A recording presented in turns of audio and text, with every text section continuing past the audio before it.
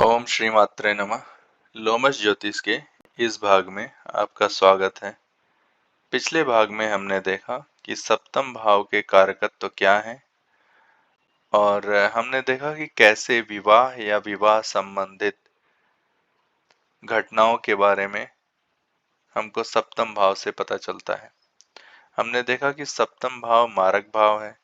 सप्तम भाव business partnership का भाव है। सप्तम भाव से हमें पद प्राप्ति और पब्लिक इमेज के बारे में पता चलता है। तो ये सारी चीजें हमने देखा पिछले भाग में। इस भाग में हम बात करेंगे अष्टम भाव और उसके कारकत्व के बारे में। तो अष्टम भाव की बात आते ही, क्योंकि अष्टम भाव एक त्रिक भाव है, जो अन्य त्रिक भाव जैसे कि 6, 8 और 12 ये तीन भाव को त्रिक भाव कहा जाता है। अर्थात ये तीनों दुष्ट स्थान है। उसमें भी जो मैग्नीट्यूड वाइज कह सकते हैं, जो पावर वाइज जो सबसे ज्यादा जो दुष्ट स्थान है वो है 8वां भाव। उसके बाद छठा भाव आता है, उसके बाद 12वां भाव आता है। जो सबसे माइल्ड है वो है 12वां भाव। तो जैसे ही कोई ज्योतिषी एस्ट्रोलॉजर देखता है कि किसी भी भाव के स्वामी अम, अष्टम भाव में चले गए हैं, वो तुरंत ये कंक्लूड करने लगता है कि जिस भाव के स्वामी अर्थात जिस भाव के भावेश अष्टम भाव में गए हैं, उस भाव के कारकत्व खराब हो गए, उसके नेगेटिव रिजल्ट आने शुरू हो जाएंगे। तो हमको ऐसे लेकिन जनरल कंक्लूजन नहीं करना है। पहले हम समझेंगे कि इसके कारकत्व क्या है और इसमें भी पॉजिटिव एस्पेक्ट है अष्टम भाव के, नेगेटिव एस्पेक्ट भी है। तो हम इसको देखेंगे। आध्यात्मिक एस्पेक्ट भी है। तो इन सब चीजों को हम पहले समझते हैं। तो अष्टम भाव को हम आयु भाव कहते हैं। अष्टम भाव आयु भाव है तो अष्टम भाव मृत्यु भाव भी होगा। जो आयु भाव है, अगर आयु खत्म हो जाएगी तो मृत्यु हो जाएगी। तो जो आयु भाव है वो दूसरे सेंस में वो मृत्यु भाव भी होगा। तो अष्टम भाव में अगर सबसे पहले तो अष्टम भाव के कारक देखिए। अष्टम भाव के कारक हैं शनि।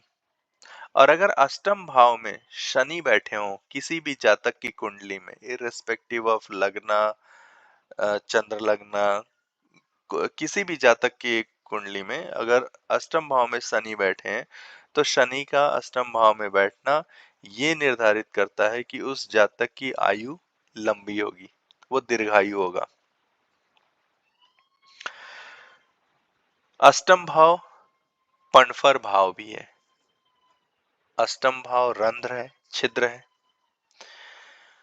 अष्टम भाव में अगर कोई ग्रह बैठा है, क्योंकि मैंने बोला अष्टम भाव रंध्र है और अष्टम भाव छिद्र है, तो जो भी ग्रह अष्टम भाव में बैठेगा उसको भी छिद्र ग्रह कहा जाता है। तो अगर कहीं आप छिद्र ग्रह सुने तो इसका अर्थ ये होता है कि वो अष्टम भाव में है। ये कुंडली का सबसे गहरा भाव है। इसकी गहराई समंदर की गहराई की जैसी है। आप उसको नाप नहीं सकते हैं कि वो कितना गहरा है। नेगेटिव सेंस में कई बार इसको लोग पेंडोरा बॉक्स बोल देते हैं। इसमें क्या क्या चीजें निकलेंगी वो पता नहीं है। तो कुंडली का सबसे गहरा भाव है अष्टम भाव। सबसे गुप्त भाव भी है। इतना सीक्रेट है ये कि आपको इसकी सीक्रेसी के बारे में किसी को, इतना ज्यादा सीक्रेट है कि वो कभी उसके सीक्रेट बाहर ही नहीं आ सकते हैं। पता चलने की बात तो दूर की बात है। आयु स्थान हो गया। ये मृत्यु भाव है, तो मृत्यु के तरीके भी इससे पता चलते हैं। मृत्यु के तरीके से क्या तात्पर्य है? मृत्यु के तरीके से तात्पर्य ये है कि जातक की अपनी आयु पूरी करने के बाद एक साधारण सामान्य रूप से बहुत ही शांत मृत्यु होगी, या फिर उसकी दुर्घटना से मृत्यु होगी, या फांसी से मृत्यु होगी, या युद्ध में मृत्यु होगी, या फिर अचानक एक्सीडेंट हो जाएगा और मृत्यु हो जाएगी, या फिर वो आत्महत्या कर लेगा, या फिर वो मृत्यु दंड मिलेगा उसे। तो इस तरह की, या उसकी हत्या हो जाएगी, इस तरह की सारी चीजें जो हैं 8वें भाव से पता चलती हैं। और अब आप समझ समझ रहे होंगे कि 8वें भाव को बुरा क्यों मानते हैं, क्योंकि अभी तक जितनी भी चीज़ें मैंने बोला यहाँ पे, वो कोई भी ऐसी चीज़ नहीं है जिसको लोग सुनना पसंद करते हों। तो 8वां भाव सडननेस यानी अचानक से होने वाली चीज़ों को भी बताता है। जब मैं कह रहा हूँ कि अचानक से होने वाली चीज़ें, तो इसमें अचानक से आपको धन की प्राप्ति भी हो सकती है, अचानक से जातक का एक्सीडेंट भी हो सकता है, अचानक से उसकी नौकरी जा सकती है, अचानक से उसकी नौकरी लग सकती है। जो भी अचानक होने वाली घटनाएँ हैं, वो 8वें भाव से आती हैं। 8वां भाव जातक की इच्छा शक्ति को भी बताता है कि उसकी इच्छा शक्ति कैसी है। 8वें भाव का एक जो पॉजिटिव एस्पेक्ट है वो ये है कि 8वें भाव से आपको पता चलता है कि उसको इनहेरिटेंस में क्या-क्या मिलेगा। इनहेरिटेड प्रॉपर्टी उसको मिलेगी कि नहीं मिलेगी, ठीक है? उसके पेंशन के बारे में पता चलता है।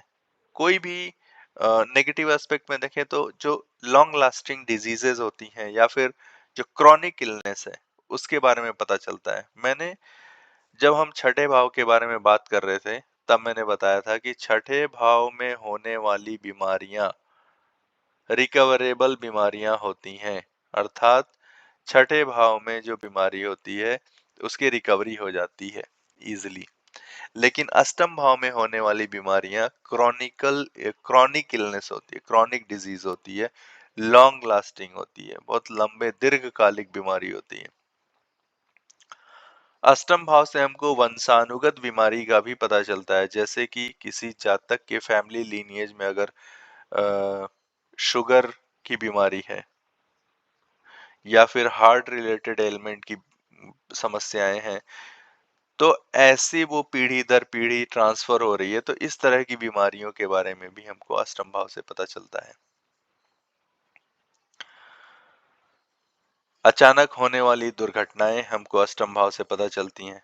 बाहरी यौन अंग, जो भी हमारे सेक्सुअल ऑर्गन्स हैं, जो बाहरी ऑर्गन्स हैं, उनके बारे में हमें 8वें भाव से पता चलता है। सप्तम भाव से मैंने बोला कि इंटरनल ऑर्गन्स के बारे में पता चलता है। जैसे कि फीमेल के केस में अगर हम ओवरी की बात करें, तो वो सप्तम भाव से देखेंगे। किडनी लीवर की बात करें तो सप्तम भाव से देखेंगे। और अष्टम भाव से हम एक्सटर्नल सेक्सुअल ऑर्गन्स के बारे में हमको पता चलता है। तो जब इन अंगों के बारे में पता चलता है, तो इनसे रिलेटेड समस्याएं भी अष्टम भाव से देखेंगे। पेट का निचला हिस्सा, जो ग्रोइन एरिया जिसको बोलते हैं, वो हमको अष्टम भाव से पता चलता है कि उससे रिलेटेड समस्याएं, उससे रिलेटेड चीजें, कमर जैसे हो गई तो कमर में दर्द हो रहा है, या कमर से रिलेटेड कोई भी समस्या होगी तो वो अष्टम भाव से देखेंगे। किसी भी प्रकार का जो हिडन वर्क है, वो सब हम अष्टम भाव से देखते हैं। इसीलिए जो भी सीक्रेट सर्विसेज में जो लोग जाते हैं या सीक्रेट सर्विसेज में जो काम कर रहे हैं, ऐसे लोगों की कुंडली में अष्टम भाव का रोल 100% आएगा, क्योंकि बिना अष्टम भाव के सपोर्ट के कोई भी छुपा हुआ काम या गुप्त काम नहीं किया जा सकता है, वो तुरंत बाहर आ जाएगा। इसलिए अष्टम भाव का रोल आना बहुत जरूरी है, जिससे कि वो जो काम कर रहे हैं उसमें पकड़े ना जाए, पता ना चले। तो छिपे हुए दुष्कर्म भी अष्टम भाव से देखते हैं। दुष्कर्म का क्या तात्पर्य है? दुष्कर्म का तात्पर्य ये है कि किसी भी प्रकार का बैड डीड, जैसे कि कोई क्राइम हो गया या फिर अंडर द टेबल ब्राइबरी लेके कुछ गलत काम करना, ये सारी चीजें दुष्कर्म में आएंगी। तो इस तरह के कोई भी छिपे हुए दुष्कर्म जो है वो 8वें भाव से देखा जाता है। अचानक प्रवास, सडनली उसको अपना घर खाली करना पड़ जाए, जातक को दूसरे जगह शिफ्ट होना पड़ जाए, या उस स्थान को छोड़ना पड़ जाए, उस गांव को छोड़ना पड़ जाए, उस शहर को छोड़ना पड़ जाए, अचानक प्रवास है, उस देश को छोड़ के दूसरी जगह जाना पड़ जाए, तो ये अचानक प्रवास जो है वो अष्टम भाव से देखते हैं। कूटनीतिक गोपनीयता, इसका अर्थ ये है कि डिप्लोमेटिक सीक्रेसी जो होती है, जैसे मान लीजिए कि कोई एम्बेसी में काम कर रहा है, तो उसको अपने कार्य को बहुत गोपनीय तरीके से करना पड़ता है। वो बहुत उसको कहीं पे किसी को बता नहीं सकता है। तो इस तरह की जो क्वालिटीज़ हैं वो अष्टम भाव देता है, जिससे कि वो इस तरह के कार्य कर सकते हैं जातक। किसी भी प्रकार का षड्यंत्र अष्टम भाव से पता चलता है। विवाह की लंबी आयु, ये चीज़ आपको बहुत अ, ध्यान देने की ज़रूरत है कि जैसे अगर डिवोर्स का कोई केस है, तो ये आप मान लीजिए कि जब तक अष्टम भाव का रोल नहीं आएगा, डिवोर्स नहीं होगा। किसी भी डिवोर्स केस की कुंडली आप उठाइए और उसकी दशा, अंतर्दशा, प्रत्यंतर दशा देखिए, उसमें आपको अष्टम भाव का रोल 100% मिलेगा। जब तक अष्टम भाव का संबंध नहीं बनेगा, विवाह में विच्छेद नहीं होगा, विवाह नहीं टूटेगा। अब अगर विवाह टूट रहा है, तो विधवापन भी हम अष्टम भाव से ही देखेंगे। अब विवाह का टूटना ही केवल नहीं होता है कि विवाह की जो लंबी आयु है वो सिर्फ विवाह के टूटने और चलने से निर्धारित होती है। जीवन साथी की मृत्यु भी विवाह की आयु से संबंध रखता है। तो जीवन साथी की मृत्यु भी अष्टम भाव से देखी जाती है। वैवाहिक सुख जिसको बोलते हैं, मैरिज हैप्पीनेस, वो अष्टम भाव से देखा जाएगा। अष्टम भाव क्योंकि द्वितीय 12th हाउस है, 12वां भाव है नवम भाव से, तो इसलिए वो पिता के लिए मृत्यु का भाव भी है। किसी भी भाव से 12वां भाव उस भाव के लॉस को यानी व्यय को बताता है, तो पिता की मृत्यु का भाव भी है। किसी जातक को धन विरासत में मिलेगा नहीं मिलेगा, जैसा मैंने बताया कि इनहेरिटेंस मिलेगा नहीं मिलेगा, वो अष्टम भाव से पता चलता है। संपत्ति, वो जो विरासत में संपत्ति मिलेगी, धन मिलेगा, ये सारी चीजें हमको अष्टम भाव से पता चलता है। बीमा सप्तम भाव अष्टम भाव से पता चलता है। अष्टम भाव का रोल एक बहुत इंपॉर्टेंट है। अगर कोई जातक मान लीजिए कि पीएचडी कर रहा है या किसी भी रिसर्च वर्क में है, वो गहन वैज्ञानिक शोध में है, तो जब तक अष्टम भाव का योगदान नहीं होगा, कोई भी रिसर्च वर्क नहीं कर सकता है, क्योंकि डीप रिसर्चेस का जो हाउस है वो है अष्टम भाव। हमने इसीलिए बोला कि पढ़ाई के लिए एक भाव नहीं देखा जाता है, शिक्षा के लिए हमको कई भाव देखने होते हैं। जैसे दूसरा भाव आपका इनिशियल एजुकेशन हो गया, जो प्रारंभिक शिक्षा जो घर पे होती है या एलकेजी यूकेजी में होती है। फोर्थ हाउस में आते ही वो अप टू 12th क्लास, जहाँ पे कि सब्जेक्ट सिलेक्शन होता है, साइंस पढ़ेगा, मैथ्स पढ़ेगा, कॉमर्स पढ़ेगा, एक्सेट्रा। फिफ्थ हाउस में आते ही फॉर्मल एजुकेशन, जो जॉब से संबंधित जो एजुकेशन होती है, जैसे कि वो इंजीनियरिंग करेगा, मेडिकल पढ़ेगा, होटल मैनेजमेंट का कोर्स करेगा, एमबीए करेगा, ये सारा फिफ्थ हाउस से। नाइन्थ हाउस हायर एजुकेशन, और एट्थ हाउस रिसर्च रिलेटेड जो पढ़ाई होती है, जो भी गहन वैज्ञानिक शोध होते हैं, डीप रिसर्चेज होते हैं, वो सारा एट्थ हाउस से देखा जाता है।